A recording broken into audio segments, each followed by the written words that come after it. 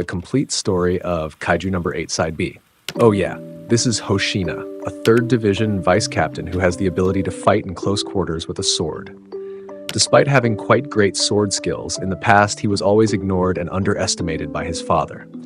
Even when his father knew Hoshina was training hard to reach his goal of joining the defense forces, his father always discouraged him. He considers Hoshina's swordsmanship to be a thing of the past. That era is over, because in the current era, according to his father, relying solely on swordsmanship is useless because it will be inferior to modern weapons. But despite being underestimated, Hoshina still believed in himself, because after all, combat power release for the firing weapon was quite low, and it would not be simple enough for that era. But his father still discouraged Hoshina and even advised his to give up, because as you seem to know, these days the kaiju that appear have giant bodies. You will die in vain if you only rely on your sword, because after all, this is all for your own good. Forget all that and just apply your sword techniques as an instructor. But as a man who has decided what his destiny is, Hoshina will not give up so easily, even though his father always underestimates his abilities. Hoshina will prove that his sword skills are still quite effective in this era. Then the scene showed a recording of the 3rd Division's mushroom-headed kaiju attack operation. Hoshina, who saw the recording, was quite proud that his men's first mission went well. Then, when Hoshina came out of a room, several reporters had come and approached Hoshina for an interview. They came to cover the new soldiers who joined the 3rd Division this year. Hoshina responded well to the reporters, and they were all very happy because it was very cooperative. Then the reporter intended to ask Hoshina some questions, but because he felt that everyone already knew Hoshina, he seemed confused about it.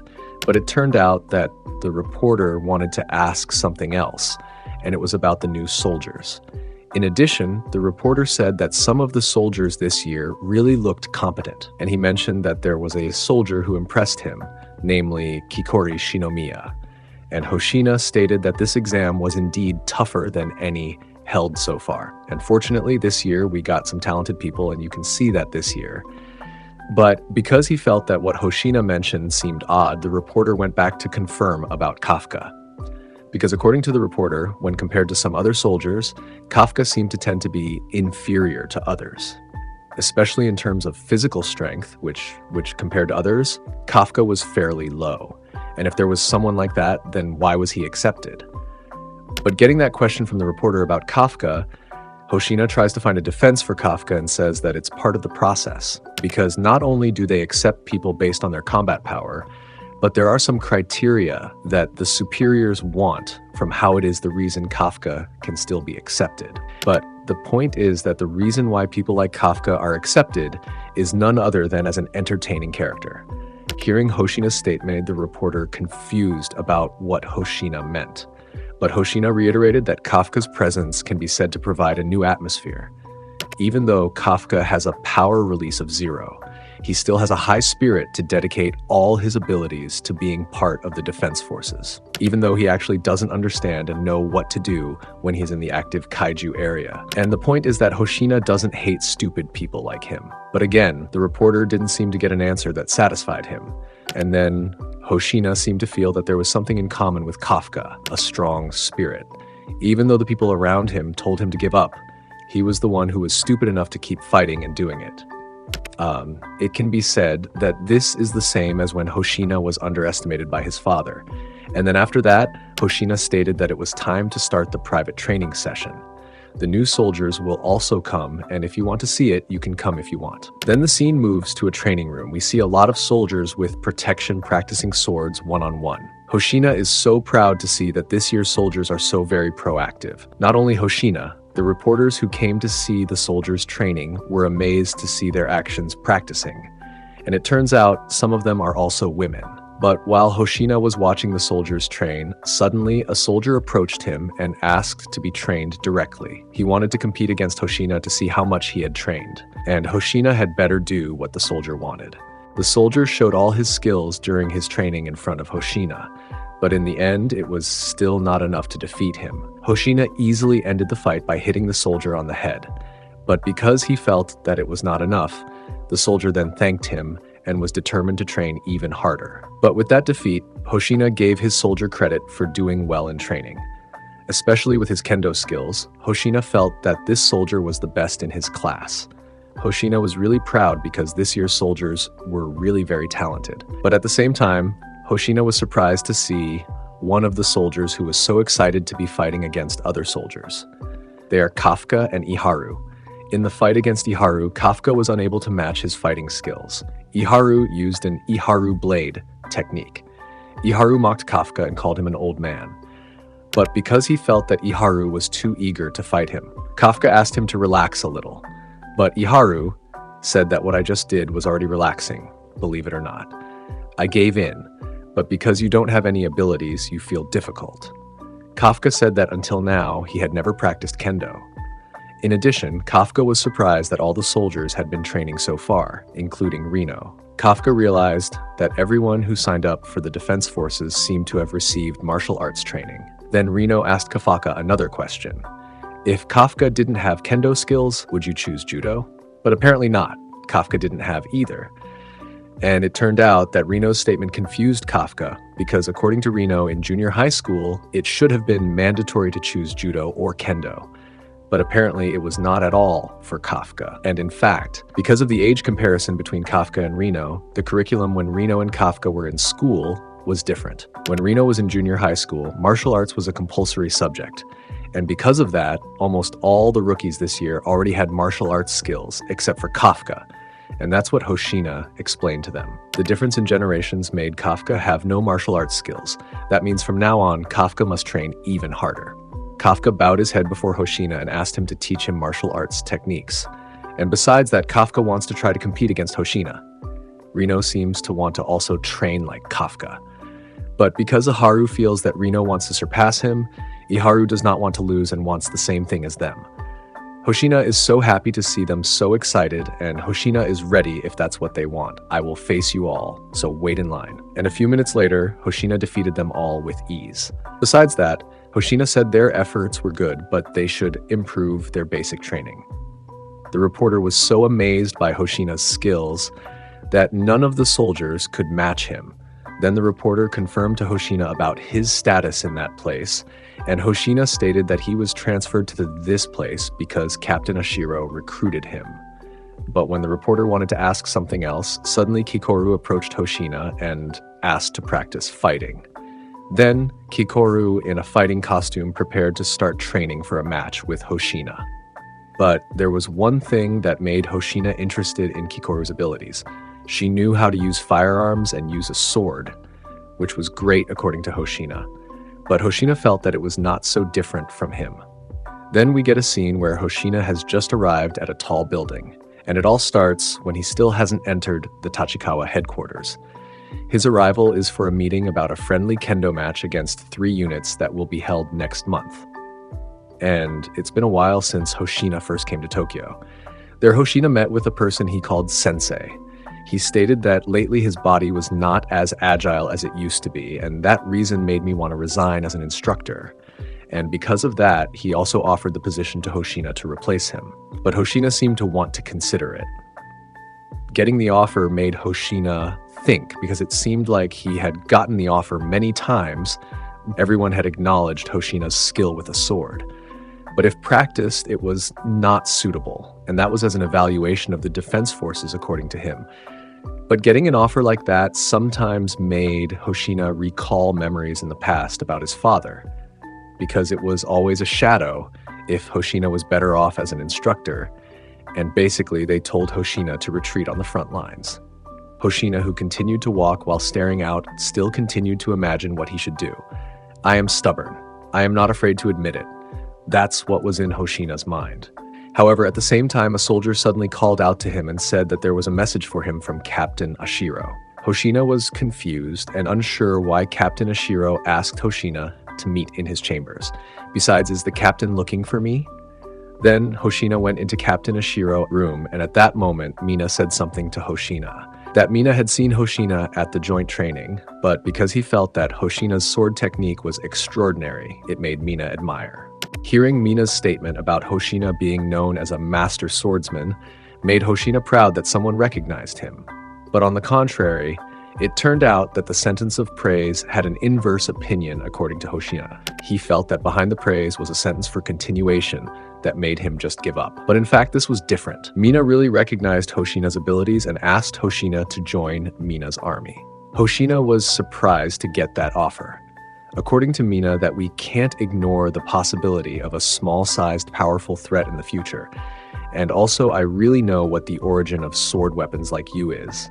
Besides that, I even keep myself from holding kitchen knives, if it's possible. Mina's question about kitchen knives made Hoshina want to hold back a laugh, because kitchen knives are a different matter. Then, in essence, when Mina had to shoot the target, Mina asked Hoshina to make a path to launch the shot. Hoshina was really surprised to hear that statement. According to him, until now, no one has ever said that to him, including his own father. But Hoshina seemed to be very hesitant about it, whether to accept joining Mina or not. He still felt that it was just sweet words. But when Hoshina wanted to answer Mina's question, suddenly a soldier entered the room and reported something to Mina. In Ohm City, there were reports that there was an appearance of Kaiju. Besides that, the Kaiju entered in a small class, but some Yoju have also been seen. More than dozens of casualties have been reported from the emergency point. The situation suddenly turned tense, and Mina ordered all the soldiers to gather, including those on vacation. While Mina was contacting the others on the phone, Hoshina offered to go to the location where the Kaiju appeared. But it turned out that Hoshina's statement surprised the soldier. He said that Hoshina came here for other matters. After all, Hoshina was a member of another unit, which probably meant that Hoshina was not a soldier ready for battle. However, Hoshina stated that he had brought uniforms and weapons. So at least with that, I can eradicate the Yoju. And hearing Hoshina's statement, Mina, as the captain of Unit 3, happily asked Hoshina for help with this matter. But the soldiers still doubted Mina's decision to let Hoshina help, because this included dangerous operations based on the level of resistance of the Kaiju that appeared. But Mina explained that Hoshina is an expert in close combat. Hoshina should be able to help a lot. Hoshina confidently stated that when it comes to exterminating small Kaiju, no one can match him. Hoshina's struggle begins. Now he is with the other soldiers in the car heading to the location. But because he sees Hoshina so relaxed with a book in hand, a soldier captain looks so annoyed with his attitude that is too relaxed. Hoshina states that this is just his routine preparation, but if it bothers him, he will keep it. Hoshina thought that the soldier captain seemed to want to kick him out, but he explained that regarding this matter, Hoshina should do well. By the way, I forgot to mention, guys, he is named Ebina, a platoon leader. So, according to Chairman Ebina, he seems to feel familiar with the name Hoshina. According to Chairman Ebina, he's from out Kaiju Slayer, and your instructors are always praising his priestly abilities. Hoshina heard that statement was honored by what was said, but Chairman Ebina stated that in the attack period, he should have realized that times have changed. But because of that, Chairman Ebina still appreciates Hoshina's help, but he plans to put Hoshina in the backside support section. But Hoshina's answer is so wise, he doesn't intend to interfere and just wants to do the best with what he can. But in Hoshina's mind, he wanted to show and prove his existence on the battlefield by cutting down the Kaiju. Then, not long after that, they had arrived at a place. Chairman Ebina stated that our targets were lizard-type Honju and some Yoju, and the Yoju appeared from the mountainous area and their numbers are currently unknown. But there are also reports that they are ferocious, so Chairman Ebina advised the others to be careful. In addition, our task is to stop the Yoju that the previous platoon failed to kill in Zone 5. Then, after getting instructions from Chairman Ebina, Hoshina and the others prepared to carry out the operation. Hoshina was so insecure when he saw that other troops had prepared with great weapons, while he was only with a sword. Then, from the monitor room, ordered them to immediately go to Zone L, and the appearance of the Yoju was confirmed in the south. Quickly, Chairman Ebina and several other soldiers ran to get to the location so that the Kaiju would not wander too far. And when they were on the railroad tracks, they met the lizard-type Kaiju. With so much agility and fast movement, the lizards ran to attack the defense forces. Chief Ebina instructed them to target the head. Shots continued to be fired until some of the lizard Kaiju were destroyed. But it didn't stop there. Their numbers were increasing and kept coming. But it turned out that while the lizard Kaiju were attacking, Suddenly, one of them escaped and went away from that place. But Chairman Ebina saw that someone was running away. He immediately reported that they failed to kill everyone. But unexpectedly, Hoshina intended to chase the monster. Hoshina, with fast and agile movements, jumped off the bridge and ran after it. And finally, Hoshina caught up with the monster and prepared to kill it. But the lizard gave a loud roar in front of Hoshina. But the cool thing is that Hoshina immediately went forward and attacked the lizard with one attack until Hoshina managed to cut the neck of the lizard. Then Hoshina reported to Chairman Ebina that he managed to annihilate one of those who managed to escape. Chairman Ebina stated that it was good and instructed Hoshina to return to the squad immediately. Proudly holding the sword in his hand, Hoshina believed that his power was still relevant. But as Hoshina walked towards the squad, he heard a shot. And sure enough, a lizard-type Hanju of gigantic size appeared in front of him. It was the Hanju that Captain Mina was about to face. Hoshina, who felt that it was close to his location, immediately moved towards it. Hoshina felt that it was bigger than before. And on the way, suddenly Hoshina was confronted by a Yoju that was bigger than before. Hoshina confidently and smilingly prepared to face it. But unexpectedly, the giant Yoju did not make a physical attack, but released an acidic liquid from its mouth. But because the liquid was so acidic, the surrounding environment was destroyed. Not only that, the uniform used by Hoshina was also seen melting. From a distance, Chairman Ebina informed the others that this adult kaiju has perfect ledger organs and the ability to secrete saliva, which is very corrosive. It seems that the kaiju keep their saliva in their neck and melt whatever they eat before digesting. In addition, their attack range ranges from 20 to 40 meters. While the kaiju was releasing acid again, Hoshina tried to turn around and look for a point to attack it from behind. And sure enough, while the kaiju was off guard, Hoshina prepared from behind the kaiju and intended to slash its neck. But unfortunately, Hoshina was too late. The kaiju quickly realized Hoshina's arrival. But Hoshina had another planned technique. He used the first technique when he was within its range, and sure enough, Hoshina managed to give up the kaiju right at its neck. But because the kaiju's body parts were too thick, Hoshina failed to kill it in just one attack. And at the same time, Chairman Ebina instructed the other soldiers to shoot the kaiju. Shot after shot continued to be fired until finally the monster was successfully overthrown.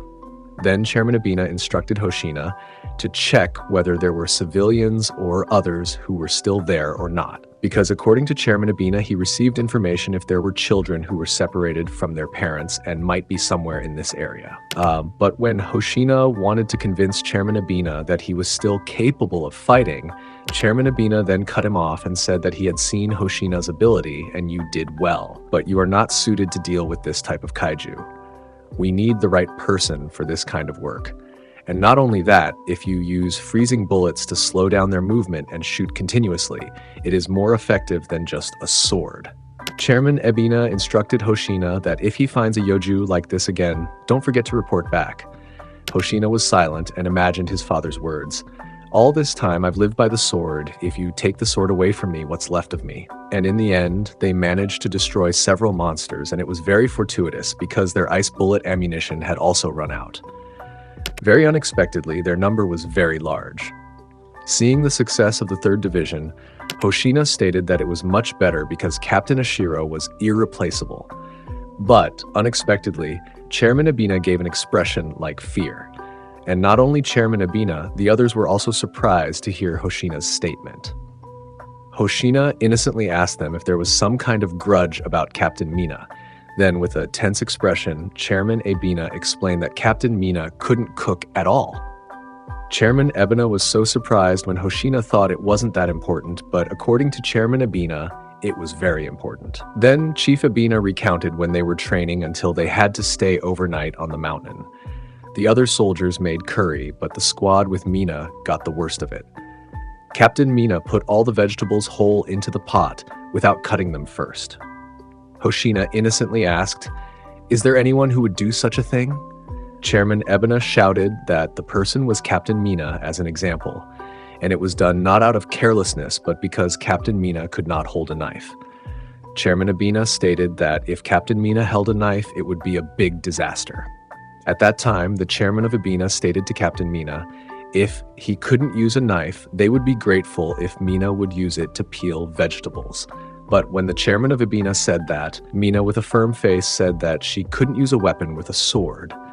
Hoshina was so confused to hear that statement because peeling is not part of a sword weapon, but Chairman Ebina and the others confirmed that it was like that. Hoshina immediately fell silent and thought that it seemed like Captain Mina was liked by everyone. And after saying that, Chairman Ebina and the others laughed. Then, after the area was completely cleared, Chairman Ebina instructed to immediately return to the temporary headquarters because there seemed to be no more Yoju left. And then Hoshina accidentally saw a boy standing in front of the house while hugging a puppy. Chairman Ebina confirmed that the boy was the one the bunker was looking for, and judging from the characteristics and so on, it was a match. It was confirmed that the boy was chasing his frightened dog, but luckily he didn't seem to be hurt. But while Hoshina was trying to calm the boy down, suddenly the puppy barked loudly. And suddenly Chairman Ebina got the information that they should be alert in Neutral Zone L, and unexpectedly a Yoju appeared from behind the little boy. The little boy immediately ran with his dog, but the Yoju quickly ate and swallowed the little boy. Hoshina was really surprised to see it and intended to slash the Yoju. But when Hoshina approached, the Yoju immediately sprayed acidic lick from its mouth, and after that, the Yoju ran away from that place. They would not let the Yoju run away and immediately shot it, but because of the fast movement, the Yoju managed to escape from them. It is known that in Neutralization Zone L, they have confirmed that there is another appearance of the Yoju and are advised to stay alert. Hoshina again offered to settle this, but Chairman Ebina restrained him. But this time Hoshina was so angry and asked him not to prevent it.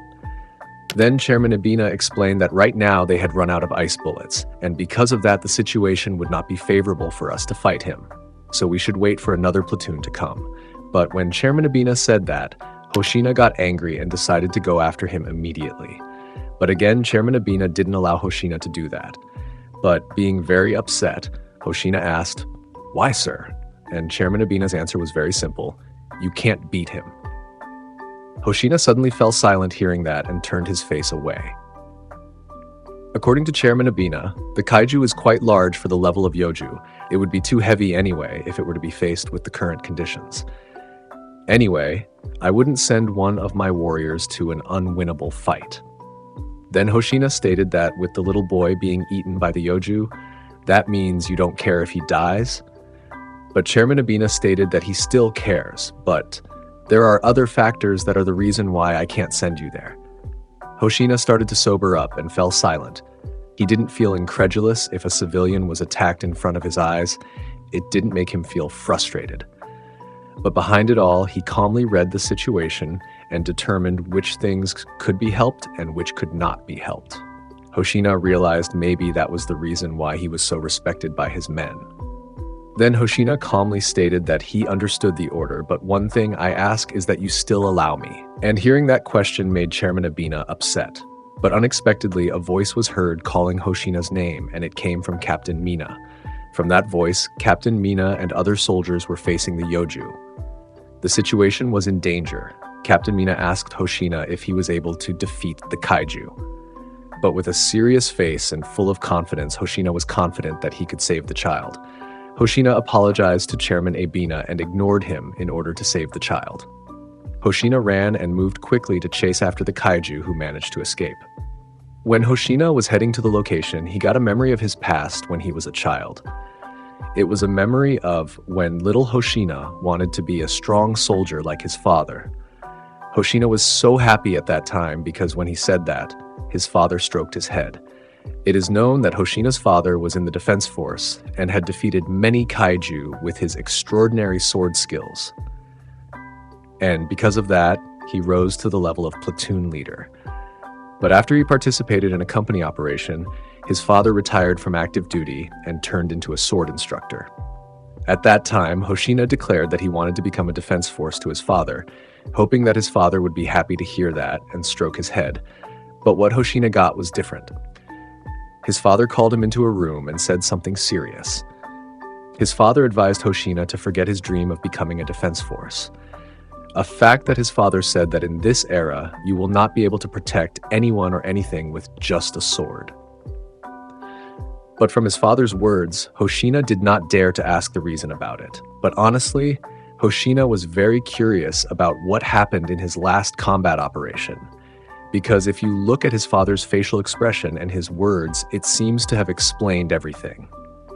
In addition, the defense forces in the current era have focused on firearms, explosive bullets, ice bullets, and electric bullets, because with that, you can use it with the right situation.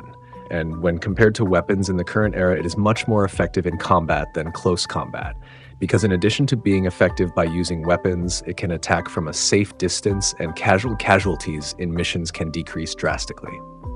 Hoshina continued his pursuit while thinking about what his father had said. The era of the sword had long since ended, but according to Hoshina, even so, this was all he had. In any situation and condition, Hoshina as a child spent his days practicing swinging a sword.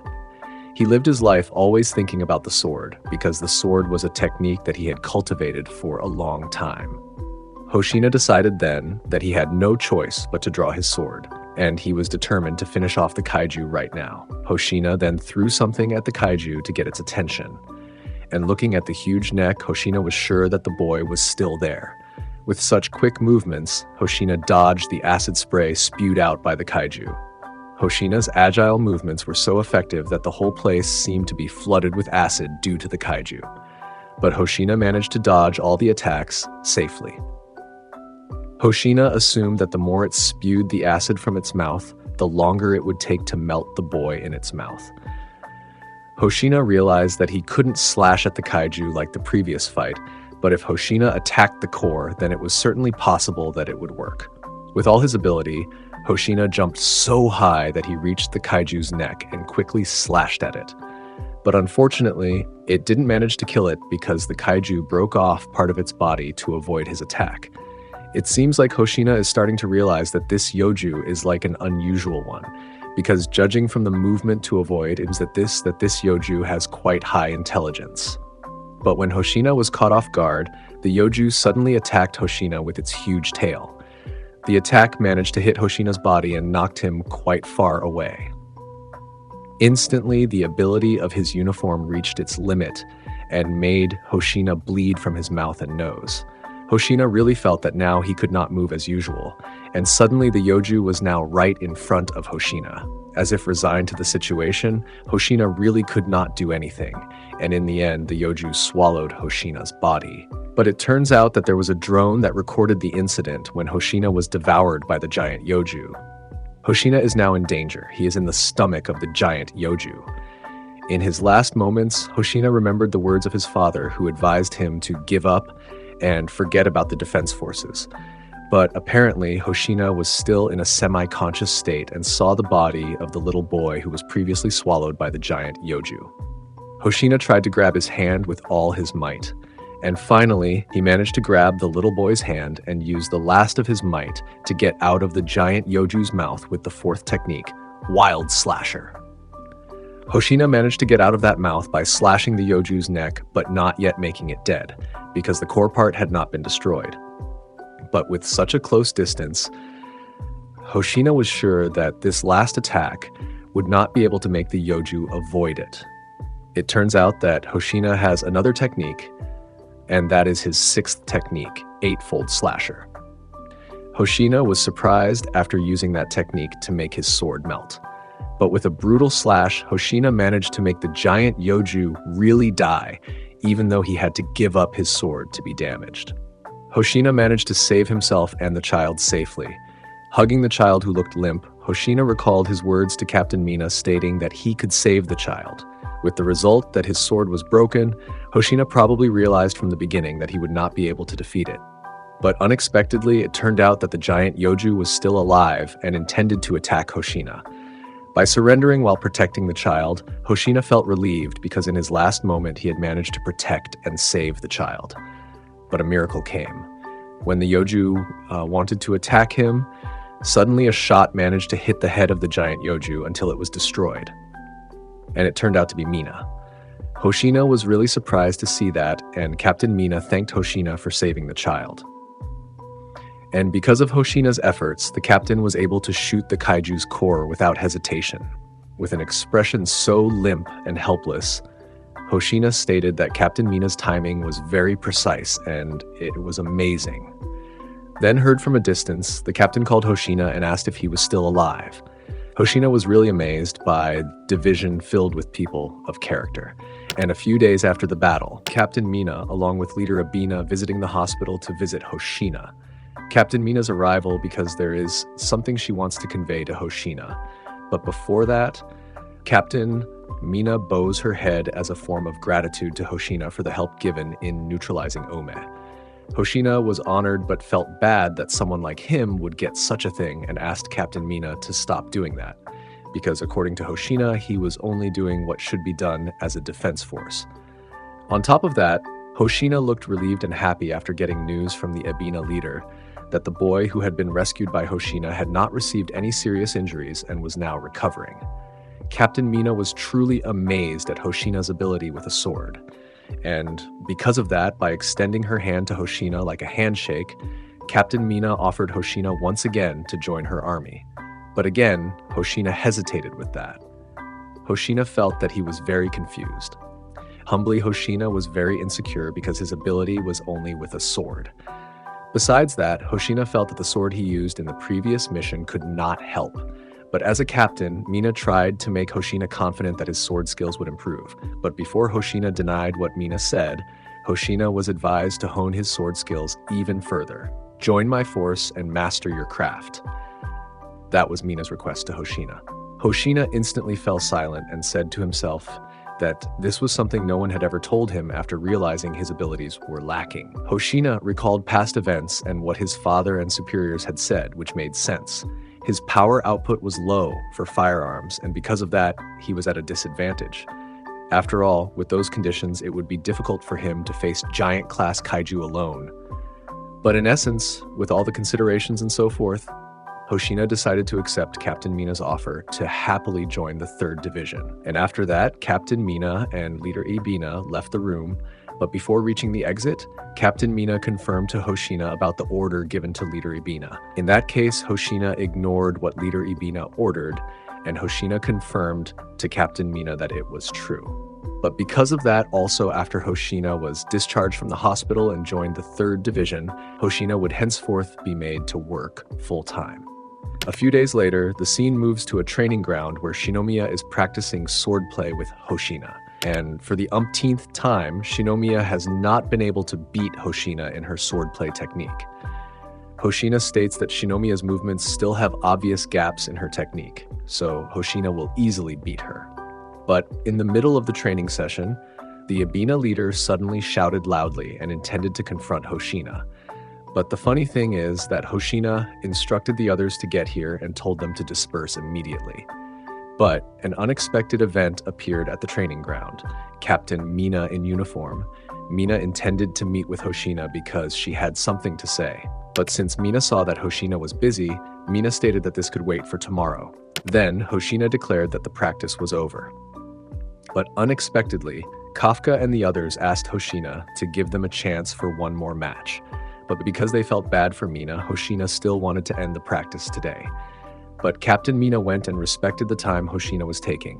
After that, Hoshina and the others continued their training, and this time we will see Kafka's ability for the umpteenth time against Hoshina. Seeing Kafka's strong spirit, Hoshina praised him. Even though Kafka has so much passion, Hoshina wants to say that passion alone is not enough. But Hoshina is unable to say that in front of others. But according to Hoshina, there is only one thing that will realize that goal, which is not giving up, because there's no future for people who give up.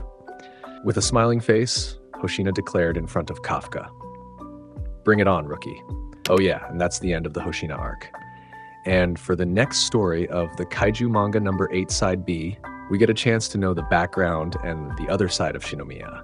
And let's get started. By the way, if you're enjoying the content, don't forget to hit that like button and subscribe. The story begins with an interview with Shinomiya after she joins Division 3.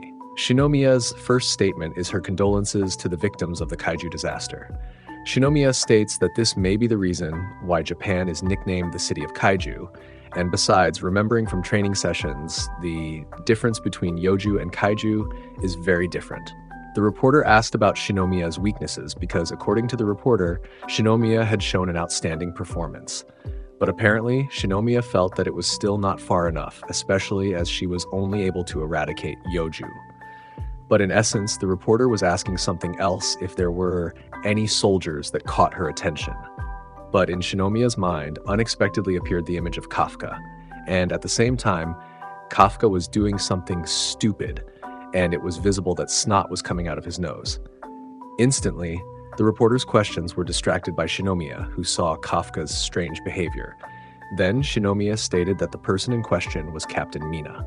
Judging from all aspects and criteria, Captain Mina has above-average abilities, and that is in the entire division. With the ability to create a hole in the body of a giant-class kaiju in one shot, Mina is truly someone who deserves to be an inspiration or role model. But in essence, in Shinomiya's interview with the reporter, it was about Shinomiya's promise to annihilate all kaiju, and Shinomiya also vowed to defeat Kaiju number 9.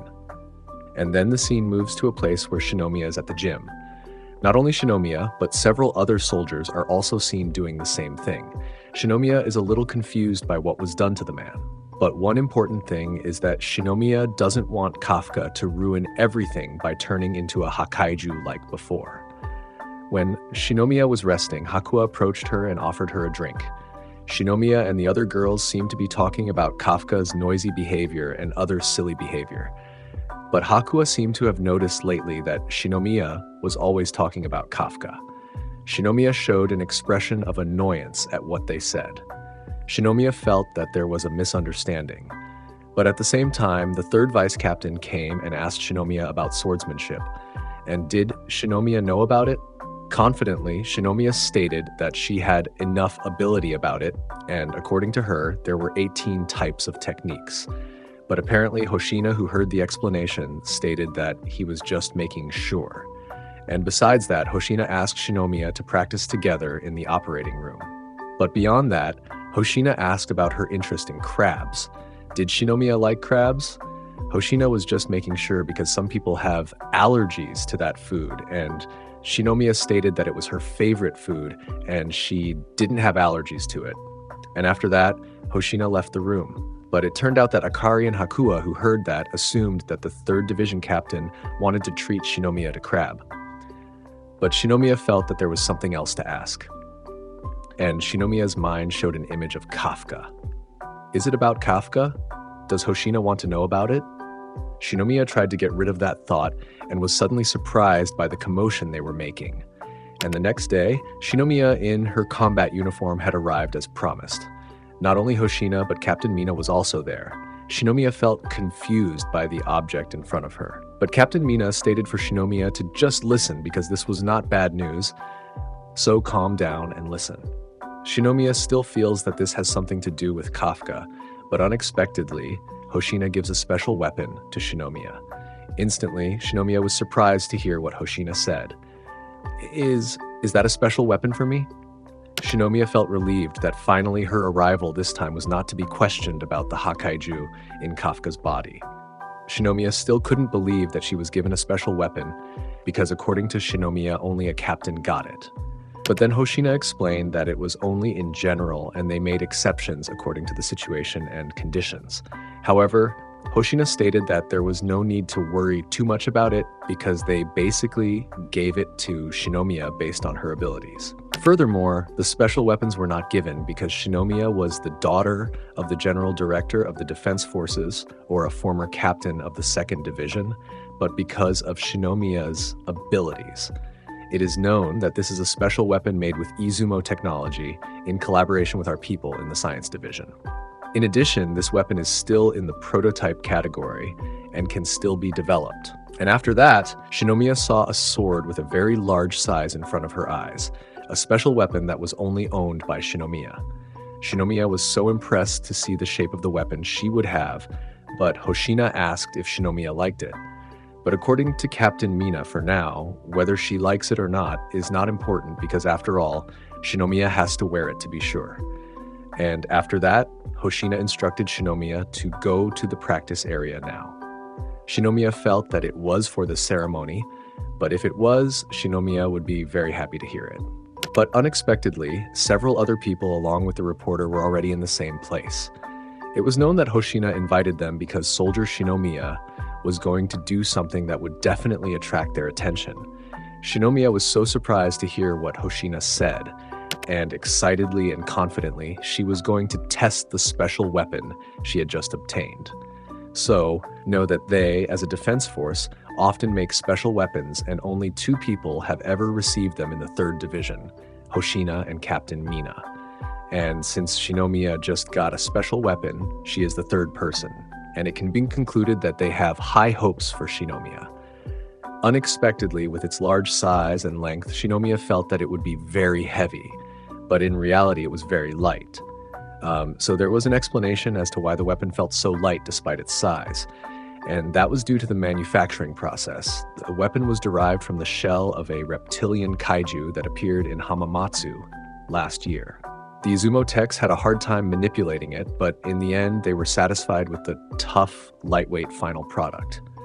Shinomiya was already in the battle area, and the other men and officers were far away to watch what Shinomiya was about to do. The countdown was heard in the distance, and when the time came, Shinomiya quickly jumped and flew, slashing at the target in front of her. Shinomiya performed perfectly and then moved from place to place, attacking every target in front of her. Shinomiya felt that this was an extraordinary weapon, and not only that, but several other people and scientists who saw it were surprised by the results. 1 minute 30 seconds with an estimated power release of 57% was incredible. But strangely, despite the results Shinomiya got, she felt like she was disappointed, because in her opinion, even though it was very easy to use, it still felt lacking. And no matter how hard she attacked the target, Shinomiya could not measure the performance of this sword. And after Shinomiya did it perfectly, Captain Mina tried to confirm about the Yoju and several others they had captured. And in essence, Captain Mina wanted to do another experiment. She planned to release some Yoju and Honju to be Shinomiya's opponent. And maybe, according to Captain Mina, it would be a worthy opponent. 3rd Division Operations Leader Okunogi confirmed that the estimated level of the captured Honju was 6.2. Shinomiya was so excited when she heard the level of Honju power, and in essence, Captain Mina instructed Shinomiya to prepare and immediately show her abilities. In an experimental area, Captain Mina and others were already in the monitor room with reporters and others to monitor others and the action that Shinomiya was about to take. Then a truck was seen entering with Shinomiya, who was preparing in it. But there was one thing that caught Shinomiya's attention while inside the truck. There was a large crate that looked very familiar. Shinomiya tried to confirm to Hoshina about what was inside the crate, and Hoshina stated that it was another weapon that Izumo Tech made as a prototype. However, because the specifications are much different from the one ordered, they are only keeping it for now. Hoshina stated that in the training area, Shinomiya was allowed to exterminate all kaiju without restraint. And so it came to pass that Shinomiya was in front of the gate of the training area. Shinomiya continued to walk through each place. But when Shinomiya was observing the surroundings, suddenly a large crab claw attacked her. But luckily, Shinomiya had good reflexes and managed to avoid it. A large crab-shaped Yoju will be Shinomiya's opponent. But before that, Shinomiya recalled another question about why Hoshina asked about crabs, and this might be the reason. And we get a flashback of the past about the appearance of the crab Yoju. Initially, this kaiju was discovered by high school students. Some high school students came to visit a house which they thought was a very horror place. And it was precisely in August last year in a mountain town of Isahara, and a terrible incident occurred when they set foot in that place. Unexpectedly, when the high school students approached the house, the abandoned house suddenly shook and moved. A huge crab claw came out of a window, and it was confirmed that it was a crab claw. Hoshina confirmed that one of the students was attacked at the site, and he was severely injured and his right leg was severed.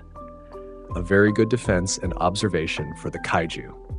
They bury themselves and burrow through the foundations of houses to sneak inside and attack prey that approaches them with their claws. And that's more or less how the kaiju defends and attacks. Then we see Shinomiya with a gun shooting at the giant crab. But it turns out that the standard straightener of a common soldier's weapon does not penetrate the shell of the crab's body. Hoshina, who is watching from the monitor room, is smiling and waiting to see what Shinomiya will do with the situation. Shinomiya put down her weapon and started using the sword she had just gotten. But when Shinomiya prepared to attack, the crab attacked first. But with the special weapon abilities she had, Shinomiya was able to attack the crab's body and hit it right in the head area and killed the crab in one attack. Then Shinomiya moved to another place and jumped from building to building until the time she met the same crab again. This time the Shinomiya got a surprise attack, but it wasn't a big deal to the Shinomiya. She used her sword and pierced the mouth of the crab and made it just die. The power of the sword was very powerful. Especially it matched the release of power possessed by Shinomiya. One by one, crabs kept popping up and attacking Shinomiya, but again, it was no big deal. She was able to counterattack and defend very well. Every crab that became her opponent, Shinomiya was very easy to kill them. One by one, the crabs were successfully destroyed by the special sword that Shinomiya had just obtained. Hoshina was so impressed by Shinomiya's actions that it seemed that this level of Yoju was not a suitable challenge for Shinomiya. But after Shinomiya defeated the crab, Shinomiya seemed angry when she found out the previous thing, where Captain Hoshina asked about whether she liked crabs or not. Shinomiya thought that it was Captain Hoshina wanting to invite her to eat instead of being eaten. Then with a serious look, Hoshina stated that it wasn't over yet. There was one person left, the Hanju.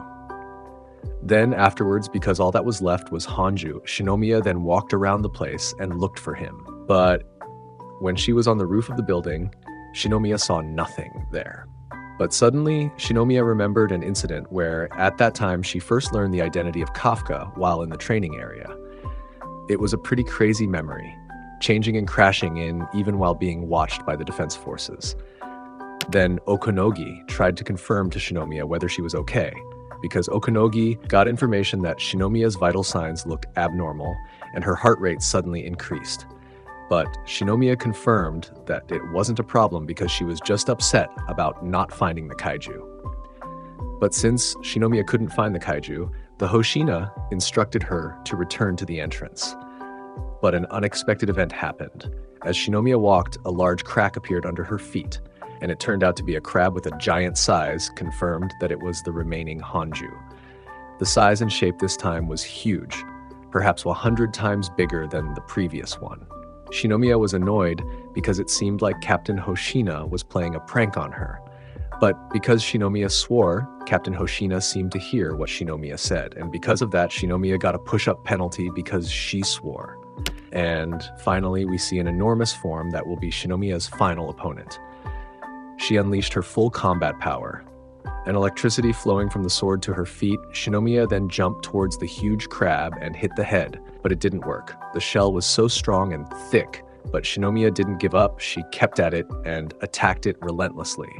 In the end, Shinomiya was surprised that the big crab managed to parry her attack and threw her off. Captain Hoshina seemed to realize that Shinomiya was unable to split the kaiju with a single slash, because according to observations, the kaiju's shell had a greater measure of thickness. It also produced more of its uniorgan liquid. Penetrating that asphalt-covered shell was something that even a platoon leader would find difficult. But behind the enormous power, Captain Mina stated that the Hanju had a weakness. They each had their own ways of defeating the Hanju. But there was one thing that was most impossible for Shinomiya to do. Before entering the area, there were already some freezing bullets in the truck. And if Shinomiya used that, it would be very effective because it was able to hinder the kaiju's movement and then attack it with special weapons. Maybe that was the right tactic and choice, but it seemed Shinomiya continued to attack without using any other strategy. What action will Shinomiya take? Attack after attack was made, but it was to no avail. This was unexpected. Shinomiya looked very tired fighting the giant crab. But suddenly her mind was distracted by the truck that was there because she thought it was a truck full of weapons. As she recalled, the vice captain probably told her to use standard weapons as well, but that would be the same as running backwards. And there was a voice that asked, "Is Shinomiya okay?" Because it was clear that the expression on her face showed emotion. But with full determination, Shinomiya tried to attack the giant crab again. However, the big crab easily parried her attack, and this time it managed to grasp her sword with its claws, sending Shinomiya crashing into a large truck. Now, the big crab has taken the sword that Shinomiya had. She felt that now she needed a weapon that was heavier and larger, because the previous special weapon was very ineffective, even though it had a light size, but its destructive power was very lacking. Suddenly, Shinomiya was distracted by a large crate from inside the truck, and it was an axe with a larger size than the previous special weapon, a prototype weapon made by Izumotech. There was no other choice. Inevitably, Shinomiya had to use it, because there were no more weapons she had against the Hanju. Seeing Shinomiya about to use the weapon made Hoshina panic and told her to stop. But, in essence, Shinomiya ignored what Hoshina said, because according to the specifications, it would really make Shinomiya want to use it. She ran so fast without thinking about the risks, and sure enough, because the power was so enormous, Shinomiya was thrown because she was unable to use her weapon so heavy and had extraordinary power. Suddenly, Shinomiya felt desperate. She felt that there was no other way. Should she just run away or be rescued beforehand by Kafka? But Shinomiya would not let that happen. With great confidence, she grabbed the huge axe again and made the people in the monitor room panic. Not waiting long, with the release of 60% power, Shinomiya jumped and attacked the crab until she finally managed to split and destroy part of the body of the giant crab. And it turns out that the weapon has another special ability, and it lies in a button on the trigger. And after she managed to split part of the giant crab's body, she returned to attack it with full power, along with the abilities possessed by the weapon. With full power, Shinomiya prepared and jumped to attack the crab until in the end the attack actually succeeded in destroying the entire body of the giant crab. His body was completely destroyed, and some parts of his intestines were unraveled. Shinomiya finally managed to defeat the giant Hanju, even though its shell was very thick and large. The captain who monitored Shinomiya felt that this was very remarkable. She managed to attack the Hanju's vital point and eradicate all of them. Besides, they didn't expect Shinomiya to master that weapon. It is known that the material of the weapon is the Uniorgan Hanju that the defense forces eradicated in Shinagawa a year earlier. The weapon will produce a very strong bioelectric potential that will contract the muscle fibers, and then it will release into the air like a shock wave. And that's more or less how the weapon works.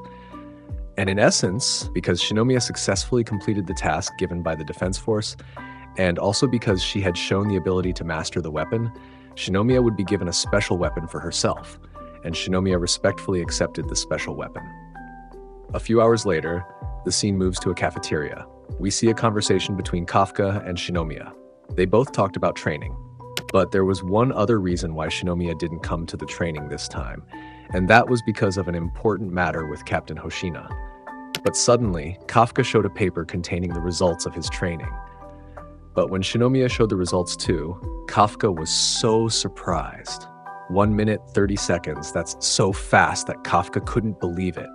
Shinomiya felt that there was one reason why she thought of Kafka every day. And that reason was when she was saved by Kafka. Shinomiya felt that she still had a debt to Kafka. Why, at the core, the Domiya felt upset and wanted to repay that kindness. Shinomiya promised that with the abilities he had now, then the next time Kafka was in danger, Shinomiya would come to help him with her new weapon. In addition, Shinomiya will promise that at that time, she will make Kafka feel stupid again. A very epic arc from Shinomiya. And that's the last arc on Shinomiya's part, and then move on to Narumi. What is his background and what is his story as a defense force? But before that, like and subscribe first, guys. Thank you. Chapter 9, Wood Number 8, Side B. The story begins with a civilian named Narumi standing in the corner of the city along with the kaiju head he is holding. And because of that, the platoon leader was surprised to see a civilian standing with a headless kaiju corpse. Then at a base in Ariake Harbor, Shinomiya is seen training with Narumi. You in the middle of training, Mr. Hasegawa told them to stop. Narumi arrogantly said that if it wasn't for Mr. Hasegawa telling him to stop, Shinomiya would have lost just like that. Shinomiya sits up and thanks Mr. Hasegawa for his training, and Mr. Hasegawa can't believe that Shinomiya defeated Narumi. He states that Shinomiya seems to have progressed faster in a short period of time. And it turns out that, guys, before the battle between Shinomiya and Narumi, we were told a previous incident where at that time Princess Isao Shinomiya really wanted to train with Narumi. But there is one condition if Narumi wants to obey Shinomiya's will, and that is if the Shinomiya manages to defeat the platoon leader before the game Narumi is playing is over. We see Narumi casually sitting while playing a game. And at the same time, Narumi shows the result of the game played, a part where it was a scene against the final boss, and after that, he actually managed to finish this game. Narumi stated that if Shinomiya could not defeat a platoon leader, then he would not participate in the training. Shinomiya firmly stated that she would defeat the platoon leader before Narumi finished the game. And at the same time, from the entrance, a platoon leader entered and prepared to be Shinomiya's opponent. But because the platoon leader saw Shinomiya was tired, she offered her a break. But Shinomiya said that there was no need. That woman's name was Shinonome. She was so surprised to hear that Shinomiya was still full of energy. On the other hand, we see Narumi enjoying his game. It's his last chance to fight the final boss. But unexpectedly, Mr. Hasegawa came and kicked Narumi from behind and told him to stop slacking off on duty. Narumi was very surprised to see Mr. Hasegawa's arrival and was very upset because this would make Narumi's hard work for 1 month in the game go to waste. And in essence, Mr. Hasegawa is dragging Narumi back into the office because there is so much work piling up. However, Narumi refuses and runs away and lets Mr. Hasegawa do the work. The scene then shows the situation in 9 years ago, a city that has been invaded by mantis-shaped kaiju. At that time, the defense forces were trying to exterminate the kaiju who attacked the city. But there is one thing that attracts attention. When one of the soldiers was attacked by the kaiju, Mr. Hasegawa came and blocked the kaiju attack with one hand. And after that, he threw it and attacked it with a gun until part of the kaiju's body was destroyed. Mr. Hasegawa is a platoon leader of the 1st Division. At that moment, Mr. Hasegawa reached out to the soldier and helped him to stand up. After that, they continued the attack to eradicate the kaiju. They fired shot after shot to finish off the kaiju, and a few hours later, they finally managed to clear the area of the mantis-type kaiju invasion. Then, a monitor room reported that a civilian and a child were left behind. And not only that, it turns out that the Yonju are getting closer. Without thinking, Mr. Hasegawa immediately headed to the location where the kaiju had appeared, but an unexpected event caught his eye. A civilian managed to sever the head of the mantis-type kaiju with great ease, and at the same time, a report stated that the Yoju mark had disappeared and all the kaiju in the area had been exterminated. Narumi casually asked them, "Are you the defense forces? Why are you late?" Then Mr. Hasegawa asked Narumi, "Did he defeat the kaiju? And how did you do it?" Narumi then explains that he did that by taking one of the hands of a dead kaiju. Then Narumi explained how to defeat it by destroying its core organs. Mr. Hasegawa felt that it was impossible if done by ordinary people, because basically to generate power, every soldier who fights kaiju has the power of the uniform they wear, whereas Narumi didn't. But with that, he already had considerable power, and in essence, Hasegawa received information that a giant Yoju was heading towards the location. And because of that, they had to quickly retreat from the location. Not only that, they also invited Narumi to evacuate immediately. But when Narumi complained about the order, suddenly an attack appeared from the area. A giant kaiju that has a size much larger than before comes and attacks them. But when the defense forces were trying to shoot at the kaiju, Narumi instinctively stepped forward and attacked at close range with the weapon he got from the Yoju body he had previously obtained. Narumi's actions are truly insane. Without wearing a kaiju uniform, he attacked the giant kaiju's body parts and cut it down. But due to the difference in size and strength, Narumi didn't completely defeat the kaiju. In the end, the kaiju manages to counterattack and send Narumi flying. When Hasegawa managed to rescue Narumi, he continued to babble and stated that he was still able to fight. But since they had to evacuate, they had to do it by force. But in an unexpected turn of events, while Narumi and Mr. Hasegawa were off guard, the kaiju counterattacked from an unknown point. But a massive flash of lightning struck the kaiju from the sky and shattered the kaiju's body. They were all shocked to see a captain with kaiju powers attacking a lizard-type kaiju with a single strike. He was Captain Isao Shinomiya. The last successful mantis-type kaiju was destroyed, and the mission was complete. But after that, Captain Isao was surprised that Narumi could wear an unregulated uni-organ. But a funny thing happened when Narumi looked closely at Captain Isao's face, and it turned out that it amazed Narumi and was so happy that Captain Isao had saved him. But instead of saying thank you, Narumi showed an annoying trait. He stated arrogantly that he could defeat the kaiju without his help. And not only that, Narumi also stated that all this time he could survive with his strength. Mr. Hasegawa was shocked after hearing the brash boy's words and dragged him to be taken for a medical examination. And after the medical examination, it turned out that there was something that made them surprised to find out. Narumi's genes turned out to have a 24% power release. That's a pretty big number for a boy his age, and their captain Isao was impressed by that pretty big ability. A fact, guys, to get a number like that, it's usually only achieved for a soldier who wears a uniform after training. There has never been an ordinary person who doesn't wear a kaiju uniform, but has a number like this. Then confirmed, if it turns out that with the results of the examination, Gen Narumi has a match with kaiju cells that is quite high. Captain Isao stated that with that means Gen Narumi has the potential for ichi kaiju weapons. It was the first daikaiju in Japanese history that had a toughness exceeding the number 9.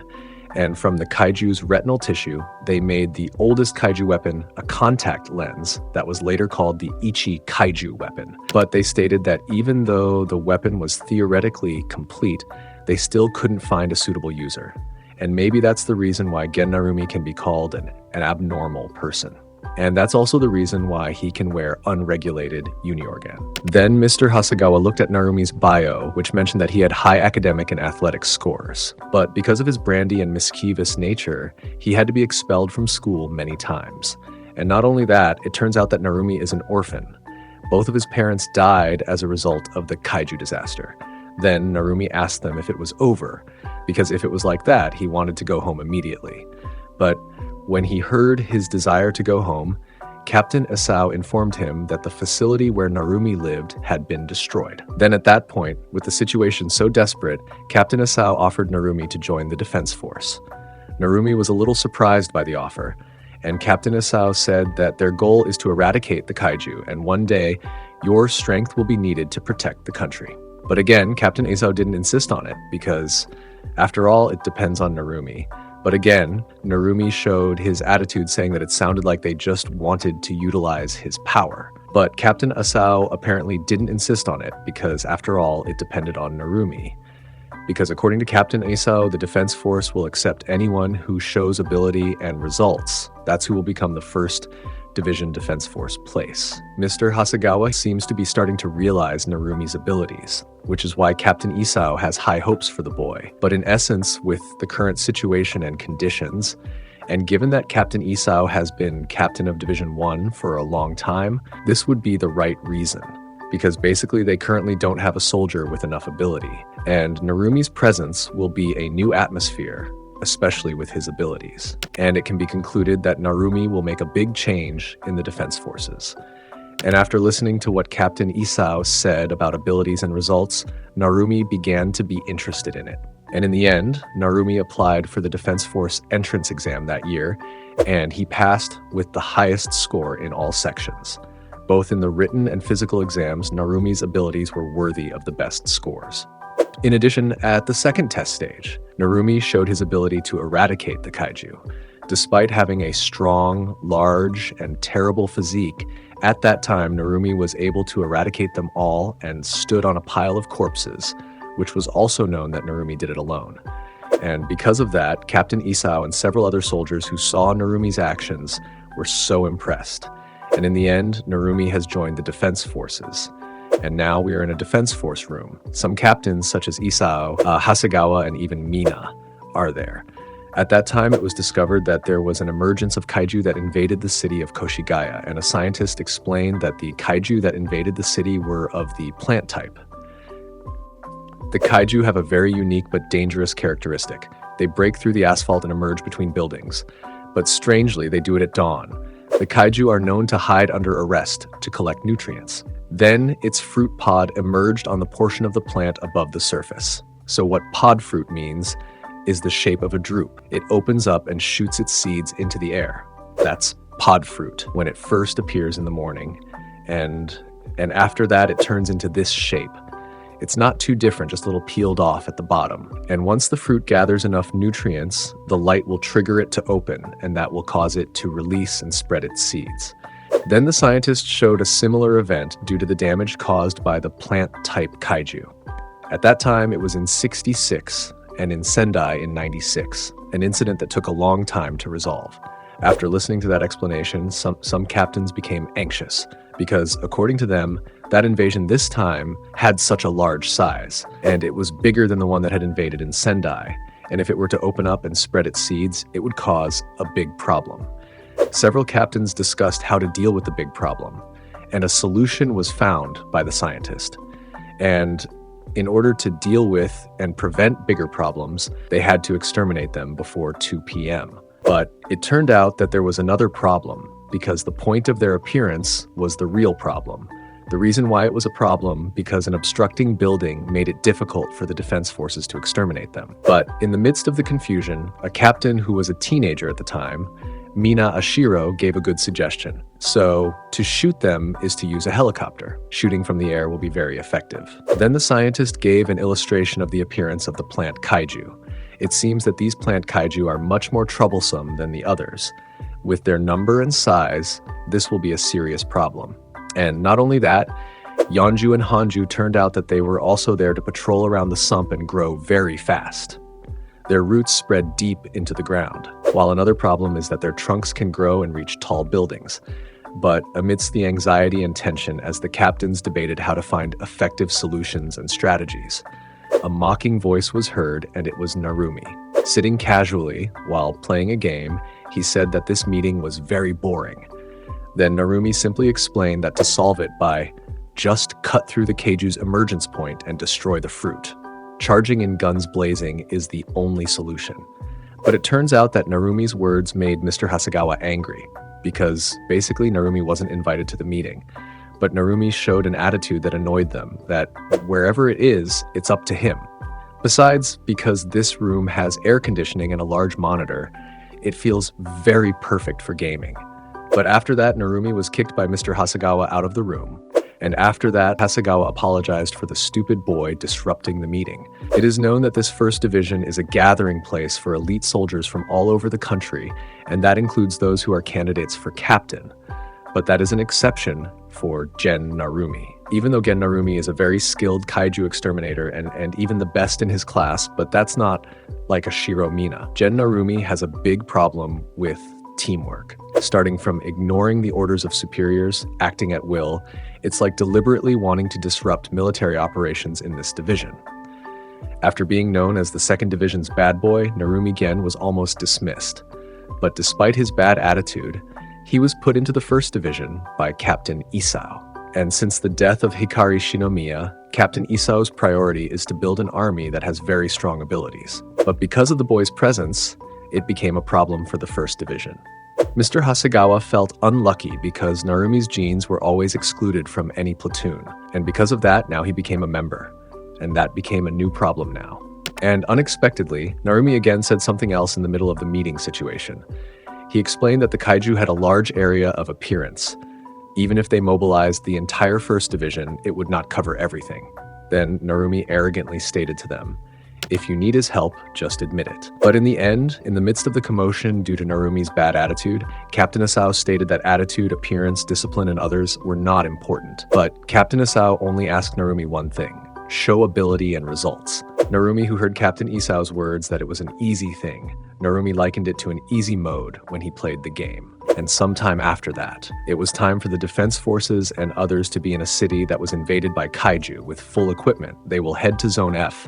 They will head to the place where the fruit is in the central area, while eliminating all threats with other platoons. But while Mr. Hasegawa was giving instructions, Narumi was busy with his game.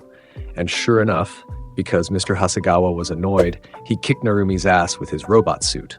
Although in the end, the game Narumi played lost. Then Hasegawa asked Narumi to help him along with the other soldiers, but Narumi's response showed a refusal.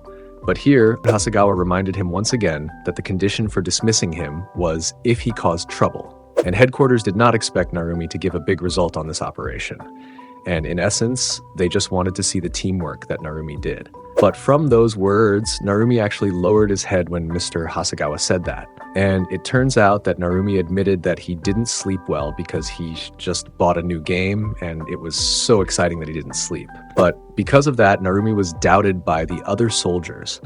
Because of his attitude and others, they felt that Narumi would not be serious about the military operation this time. And not only that, because Narumi had a history of interfering with their missions, it also became their consideration about Narumi. Although in the end, Mr. Hasegawa just gave up and let it be entirely Narumi's decision.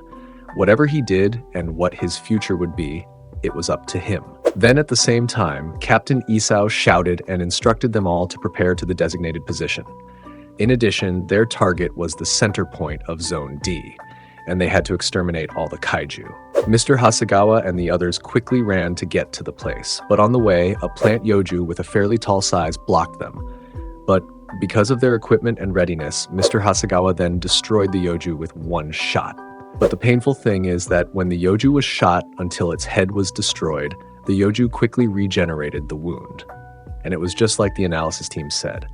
Mr. Hasegawa continued to shoot the yoju and instructed them to find the core of the yoju and destroy it immediately. After several shots were fired, they finally managed to secure the place. But unexpectedly, from behind Lord Hasegawa, a large number of yoju appeared and attacked him from behind. Some parts managed to bite the yoju. But unexpectedly, when Hasegawa was in danger, Narumi with a sword managed to cut down the yoju and shoot them in one shot. As a result, the yoju exploded and were destroyed. And you know what, guys? When Mr. Hasegawa ordered to stay on the backside, Narumi said that he was very annoyed to see them from behind. Narumi declared that he would finish off the Yonju by himself. But because of Narumi's words, it became a dispute between the two of them. But in the middle of that situation, an emergency message from the control room was heard. Unexpectedly, it turns out that the movement and development of the kaiju is accelerating. And there is a possibility that it happened earlier than the predicted time, precisely at 2 p.m. But because of that, it actually made Narumi even more excited. Now, Narumi decided to leave first, but instead of saying that, he gave orders to them to watch it from behind the city view after all the kaiju he destroyed.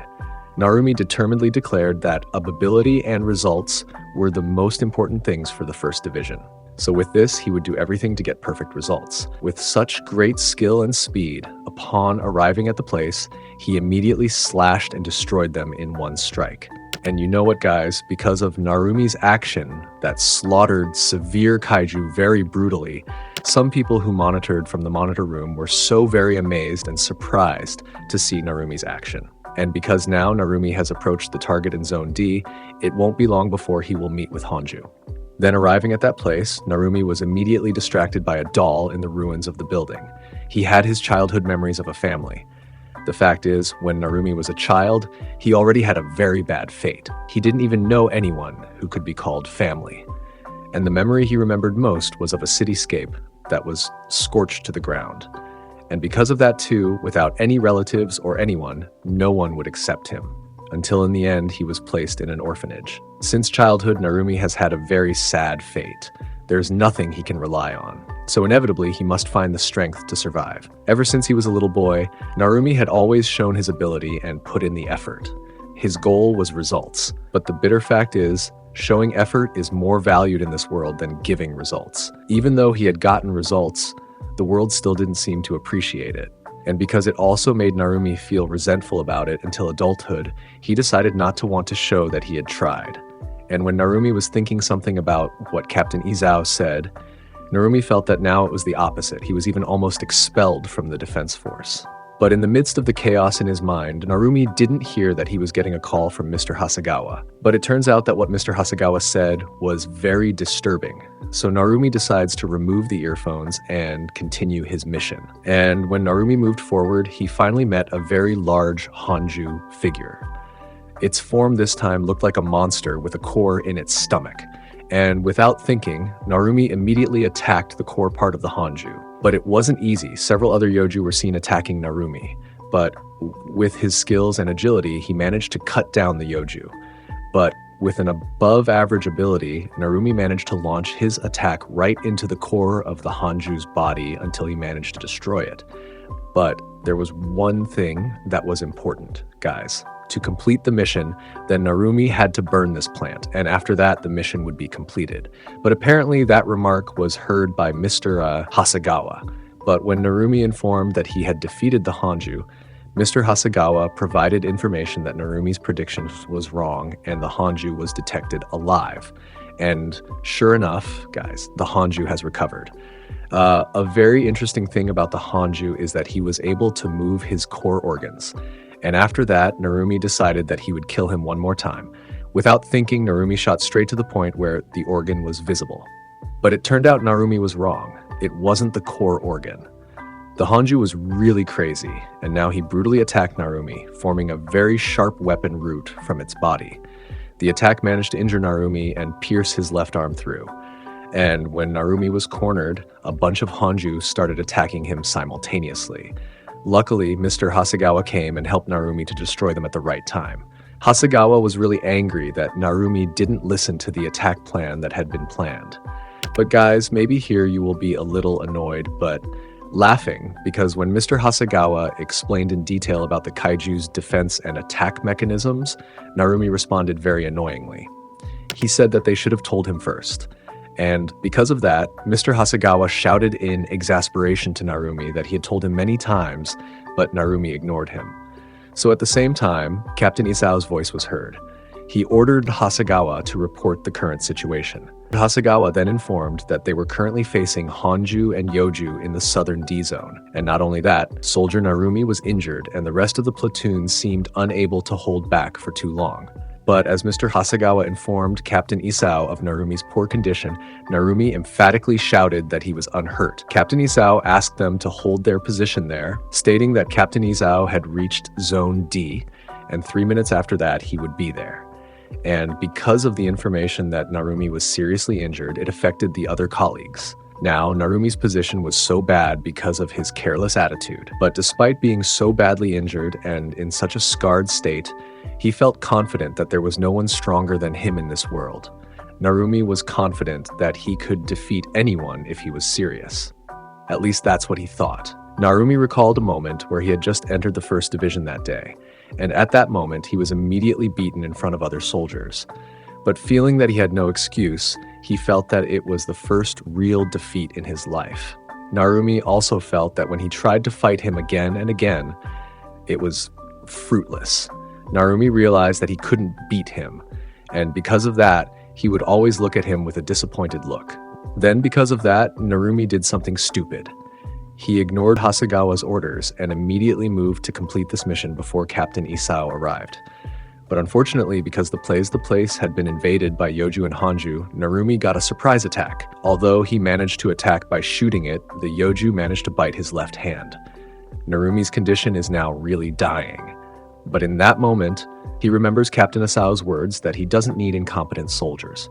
And all at once, Narumi looked desperate and felt that he didn't deserve this position. Then, because Mr. Hasegawa saw Narumi, who was so lethargic and lackluster, Mr. Hasegawa teased him and said, "Where is your arrogant attitude?" With a sense of desperation, Narumi stated that with the current condition, it would make him relieved because it was also the case that he would be expelled after the mission ended. But Mr. Hasegawa's answer was completely unexpected. He seemed to want to raise Narumi's spirits. He wanted to see that Narumi should show his true abilities. And not only that, Mr. Hasegawa said that he would throw away all his efforts and end up just like that. Mr. Hasegawa turned out to give a fact that he had been hiding. Narumi, who once said that he played games all night, it turned out to be a lie. Because in fact, Narumi practiced secretly every night, and that was very clear. But in essence, a word was revealed stating that all this time the defense forces up to headquarters had been thinking about getting Narumi out. But there was one thing that made that not happen: Captain Isao. He always put it off to get Narumi out, instantly from the words that made Narumi surprised. But on the other hand, he felt that it was impossible because according to Narumi, Captain Isao did not need an incompetent soldier. And while they were at odds with each other, from an unexpected direction, the Hanju attacked Mr. Hasegawa, but fortunately he was able to counterattack and sever the Yoju's body. And at that very moment, Mr. Hasegawa made a profound statement about his life principles. When people belittled him and looked down on him, he did everything in his power to shut them all up. And at that moment, no one dared to look down on him. That's what Mr. Hasegawa told Narumi. But suddenly, information came to light that a large group of Yoju were heading towards the location where Narumi and Hasegawa were. Without thinking, Mr. Hasegawa immediately attacked the Yoju and asked Narumi to show all his skills if he felt that he was great. Now, the situation was worsening. Even though Narumi and Hasegawa continued to attack the Yoju, their appearance was increasing. Narumi was now surrounded and attacked by a group of Yoju. But instantly he recalled what Captain Isao had said, "I don't need incompetent soldiers." But it suddenly showed an unexpected event. When the situation was getting more and more desperate, Narumi gave a huge attack and destroyed them. But unfortunately, it wasn't over yet. That bunch of Yoju kept coming and attacking them. One by one, the Yoju were annihilated by Narumi. A very epic scene was shown by Narumi. With a single weapon, he stood on the head of Hasegawa and slaughtered them with a single weapon, and the fact that it was so shocking. When Mr. Hasegawa found out that Narumi shot right at his core organs, it was very unlikely, according to Mr. Hasegawa. After Narumi managed to slaughter them all, he felt a pain in his head.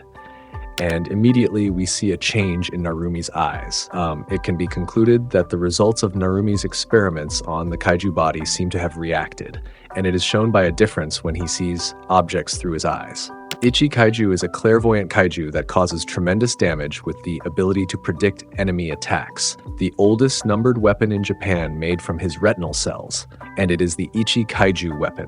And it turned out that the weapon showed a high level of synchronization with Narumi's cells. But because he was so confused by Narumi's movements, Hasegawa felt that every shot always hit and destroyed their core organs.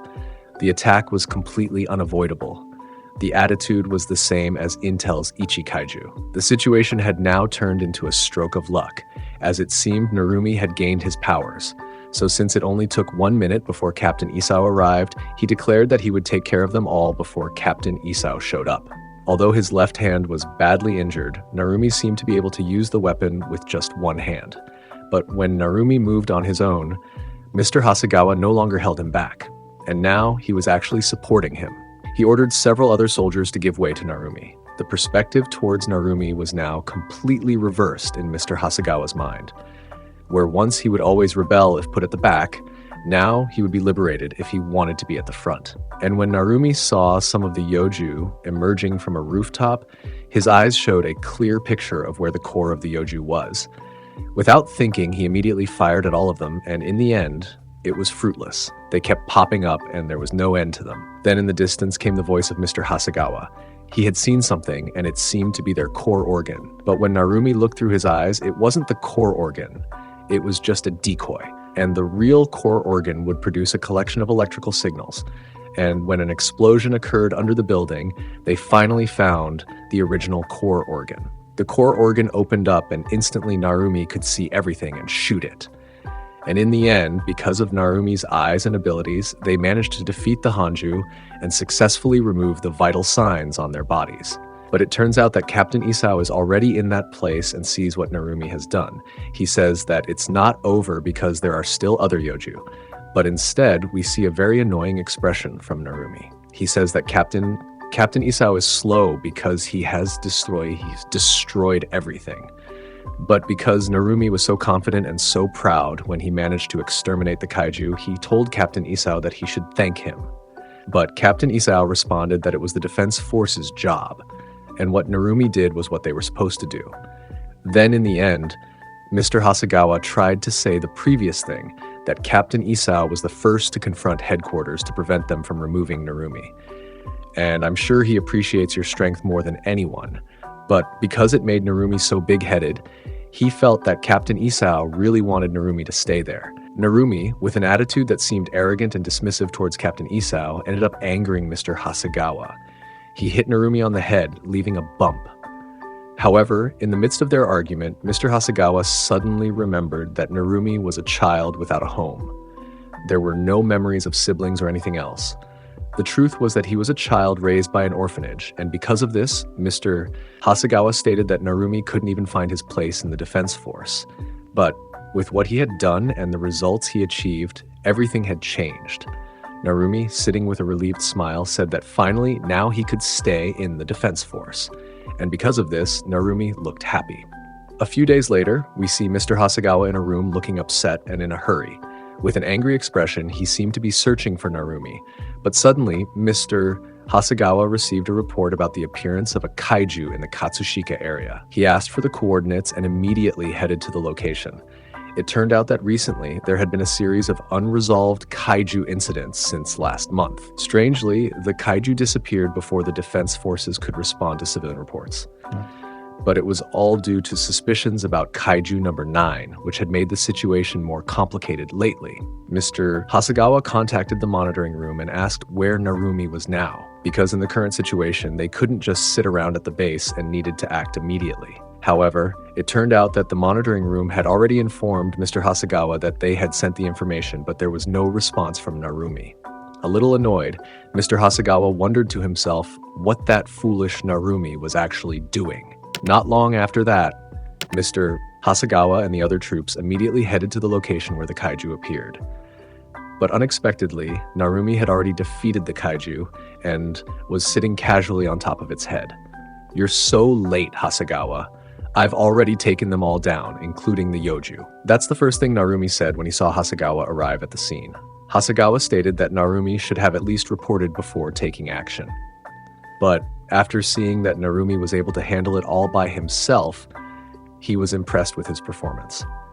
After finishing off the kaiju, Narumi mentioned that he had stayed up all night playing video games. But it turned out that Hasegawa knew everything, that Narumi hadn't actually stayed up all night, but had instead been wearing the Kaiju uniform and training in the training room. Narumi was suddenly shocked by what Hasegawa said because he knew. But as usual, Narumi always looks for excuses to maintain his arrogant attitude. According to Hasegawa, back when Narumi was a teenager and defeated a kaiju, he claimed he left because he forgot a toy at the orphanage. But the truth is, that toy wasn't his. It actually belonged to a child at the orphanage. In essence, Narumi always lies and covers up what really happened. It could be said that he doesn't want to show his true self. Then we see Kikoru contacting Narumi and informing him that she has defeated everyone. Because of that, Kikoru wants to remind Narumi of his promise to fight her. Immediately, Hasegawa asks Narumi, "Are you nervous about Kikoru's increased speed and strength?" But Narumi's response is always the same. He arrogantly claims that he is the strongest and never feels nervous. That answer actually makes Mr. Hasegawa laugh. But if you observe, Kikoru is the daughter of Captain Isao. Kikoru's fighting style is inherited from Captain Isao. Hasegawa looks at Narumi and assumes that, overall, the person who most resembles Isao is Narumi. But before it could be answered that it is Narumi, Narumi looks at Mr. Hasegawa and asks what he sees. Then in the end, Narumi walks while recalling the recent problem regarding the case of the missing kaiju. It is clearly a sign of the catastrophe caused by that kaiju, because it won't be long before that kaiju will lead its troops to attack. And essentially, with the impending bad situation, they have been preparing for it for a long time. And this is the reason Captain Isao reminded the young people to be able to face it. And now that power continues to be built in each division, with several special weapons already possessed by some of the defense forces, such as Hoshina, Mina, Kikoru, Kafka, and Narumi. Their struggle will now begin to face that kaiju, or it could be said, Kaiju number 9. And finally, Kaiju Side B, the end. Oh yeah, if you want to watch the previous chapters, you can check out the Kaiju Side B playlist on this channel. I'm Nim, like and subscribe, see you in the next episode. Bye-bye.